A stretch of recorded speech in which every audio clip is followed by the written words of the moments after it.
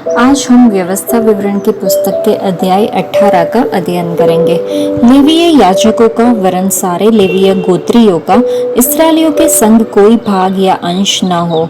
उनका भोजन हव्य और यहोवा का दिया हुआ भाग हो। उनका अपने भाइयों के बीच कोई भाग न हो, क्योंकि अपने वचन के अनुसार यहोवा उनका निज भाग ठहरा है।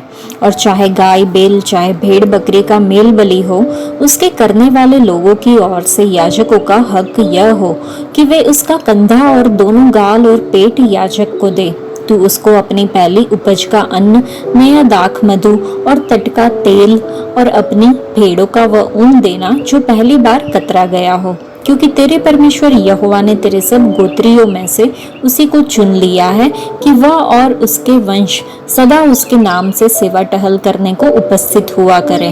फिर यदि कोई लेवीय इस्राएल की बस्तियों में से किसी से, जहाँ वह परदेशी के समान रहता हो, अपने मन की बड़ी अभिलाषा से उस स्थान पर जाए जिसे यहोवा चुन लेगा, तो अपने सब लेवीय भाइयों के समान जो वहाँ अपने परमेश्वर यहोवा के सामने उपस्थित होंगे, वह भी उसके नाम से सेवा टहल करे। और अपने पूर्वजों के भाग के मोल को छोड़ उसको भोजन का भाग भी उनके समान मिला करे। जब तू उस देश में पहुंचे जो तेरा परमेश्वर यहोवा तुझे देता है, तब वहां की जातियों के अनुसार घिनौना काम करना न सीखना।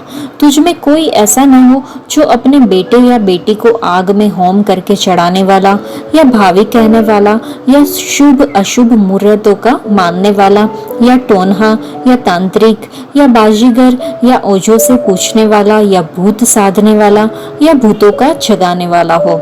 क्योंकि जितने ऐसे काम करते हैं, वे सब यहोवा के सम्मुख घृणित है। और इन्हीं घृणित कामों के कारण तेरा परमेश्वर यहोवा उनको तेरे सामने से निकालने पर है। तू अपने परमेश्वर यहोवा के सम्मुख सिद्ध बना रहना। वे जातियां जिनका अधिकारी तू होने पर है, शुभ अशुभ मुहूर्तों के मानने वालों और भावी कहने वालों की सुना करती है, परंतु तुझको तेरे परमेश्वर यहोवा ने ऐसा करने नहीं दिया। तेरा परमेश्वर यहोवा तेरे मध्य से अर्थात तेरे भाइयों में से मेरे समान एक नबी को उत्पन्न करेगा। तू उसी की सुनना। यह तेरी उस विनती के अनुसार होगा जो तूने होरेब पहाड़ के पास सभा के दिन अपने परमेश्वर यहोवा से की थी। मुझे न तो अपने परमेश्वर यहोवा का शब्द फिर सुनना और न वह बड़ी आग फिर देखनी पड़े, कहीं ऐसा न हो कि मर जाऊं।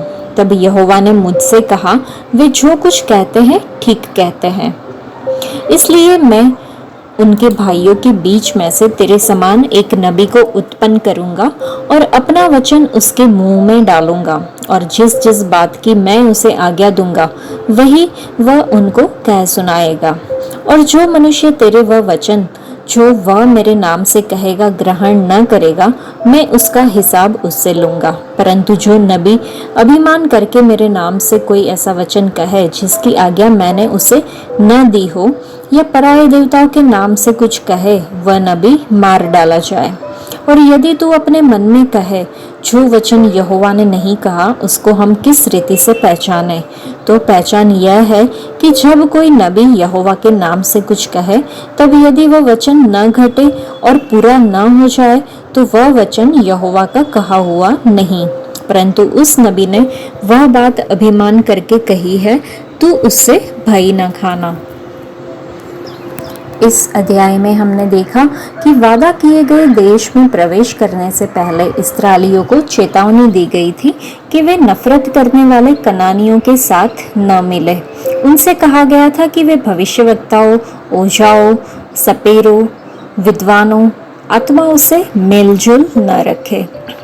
हमारी आधुनिक संस्कृति में टेरो कार्ड रीडिंग, ज्योतिष शास्त्र, हस्तरेखा शास्त्र, मुर्दों से बात करना आदि ऐसी कई दृढ़ित प्रथाएं प्रचलित है जिनसे परमेश्वर को नफरत है। मसीहियों को ऐसी कोई भी तरीके में भाग नहीं लेना है। हमें अंधेरी दुनिया में रोशनी बनना है और दुनिया की सभी बुरी प्रथाओं और झालों को छोड़ना है, ताकि दूसरे हमारे अच्छे कामों को देखें और स्वर्ग में हमारे पिता की महिमा करें। जिस तरह मूसा ने इस्राएलियों को मिस्र की गुलामी और फिरौन की गुलामी से निकालकर कनान देश में पहुंचाया, उसी तरह प्रभु यीशु मसीह भी हमें पाप के बंधन और शैतान के बंधन से मुक्त करते हैं और हमें कनान के स्वर्गीय राज्य में ले जाते हैं। एक महान भविष्यद्वक्ता जिसने कई वर्ष पहले यही प्रभु यीशु मसीह के जन्म की भविष्यवाणी की थी। जो कुछ पिता परमेश्वर ने कहा था वह सब कुछ प्रभु यीशु मसीह के मुंह में था। क्या हमारे पास वे प्रतिज्ञाएं हैं जो यहोवा परमेश्वर ने हमारे मुंह से हमसे कही है, या हम खुद से बात कर रहे हैं? जब प्रभु यीशु मसीह मनुष्य का पुत्र इस पृथ्वी पर मानव शरीर में थे तो उन्होंने परमेश्वर के मुंह से बोले गए शब्दों से शैतान को हराया।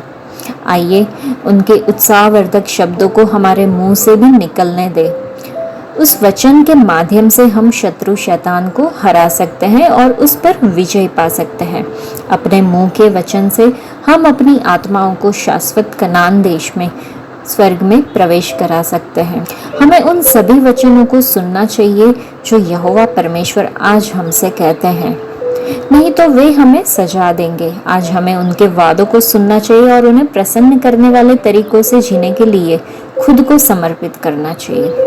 प्रभु यीशु आज हमारे बीच में जी उठे हैं। आइए हम उसकी सुने और आज्ञा माने जो हमसे बात करते हैं। आइए हम उनके शब्दों को हमारे मुंह में रहने दें। वे हमें सिखाएंगे। ये कितना बड़ा आशीष है कि इतना महान परमेश्वर हमें सिखाता है। आइए हम उन्हें सुने। तो ये व्यवस्था विवरण की पुस्तक इस्राएलियों की एक नई पीढ़ी के लिए मूसा के कानून को दोहराती है, जो अपनी 40 साल की जंगल यात्रा के बाद जल्द ही वादा किए गए देश में प्रवेश करने वाले थे। परमेश्वर ने 40 वर्षों तक मूसा के माध्यम से इस्राएल के बच्चों से बात की थी और परमेश्वर जानते थे कि उसके जाने के बाद लोग एक वैकल्पिक मध्यस्थ की तलाश करेंगे। परमेश्वर ने इस्राएल के बच्चों को आश्वासन दिया। उन्हें झूठे भविष्यवक्ता, शैतानी धोखेबाज और जादुई प्रथाओं से दूर रहने की चेतावनी दी गई थी। मूसा ने उनसे वादा किया कि यहोवा अपने जैसा एक भविष्यवक्ता खड़ा करेगा जो इस्राएलियों का मार्गदर्शन करेगा और उन्हें आध्यात्मिक ज्ञान देगा। उन्हें आसपास के देशों की तरह मार्गदर्शन के लिए देवीय, जादू टोना और भविष्यवक्ताओं पर निर्भर नहीं रहना पड़ता था। इस्राएल के बच्चों के पूरे इतिहास में परमेश्वर ने भविष्यवक्ताओं को भेजा जिन्होंने परमेश्वर के वचन की घोषणा की और इस्राएल के बच्चों को अपनी अवज्ञा और मूर्ति पूजा से पश्चाताप करने के लिए कहा। शमूएल, एलिया, एलीशा, यशाया, यर्मिया, यजकेल और अन्य जैसे भविष्यद्वक्ताओं ने इस्राएल के बच्चों को पश्चाताप, आज्ञाकारिता और अवज्ञा के संकट से गुजरते देखा। जब लोगों ने यीशु के चमत्कार देखे और बातें सुनी तो कहा कि निश्चय यही भविष्यद्वक्ता है, जैसा कि हम नए नियम में यूहन्ना रचित सुसमाचार में 6 और 7वें अध्याय में देख सकते हैं। मूसा एक भविष्यद्वक्ता के रूप में आए जिसने अपने लोगों को मिस्र की गुलामी से बाहर निकाला, और प्रभु यीशु मसीह ने लोगों को पाप से छुटकारा दिलाया और उन्हें उद्धार के आनंद में पुनर्स्थापित किया। आज के लिए इतना ही। परमेश्वर आप सबको आशीष दे। धन्यवाद।